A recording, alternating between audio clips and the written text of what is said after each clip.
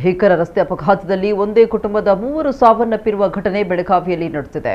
ಮೃತರನ್ನ 38 ವರ್ಷದ ಕುಂದ್ರಾಳಿ, ಅವರ ಪತ್ನಿ 27 ವರ್ಷದ ಮಂಜುಳಾ ಮತ್ತು 7 ವರ್ಷದ ಮಗಳು ಆರಾಧ್ಯ ಅಂತ ಗುರುತಿಸಲಾಗಿದೆ. ಕುಟುಂಬ ಬೈಕ್ನಲ್ಲಿ ಮಿರಾಜ್ನಿಂದ ಜಮಖಂಡಿಗೆ ತೆರಳುತ್ತಾ ಇದ್ದ ವೇಳೆ ಎದುರುಗಡೆಯಿಂದ ವೇಗವಾಗಿ ಬಂದ ಲಾರಿ ಬೈಕ್ಗೆ ಡಿಕ್ಕಿ ಹೊಡೆದಿದೆ. ಡಿಕ್ಕಿಯ ರಭಸಕ್ಕೆ 3 ಕೂಡ ಸ್ಥಳದಲ್ಲೇ ಸಾವನ್ನಪ್ಪಿದ್ದಾರೆ ಅಂತ ತಿಳಿದು ಬಂದಿದೆ. ಸದ್ಯ ಲಾರಿ ಚಾಲಕನನ್ನ ವಶಕ್ಕೆ ಪಡೆದಿರುವ ಹಾರುಕೇರಿ ಪೊಲೀಸರು ಪ್ರಕರಣ ದಾಖಲಿಸಿಕೊಂಡು ತನಿಖೆ ಮುಂದುವರೆಸಿದ್ದಾರೆ.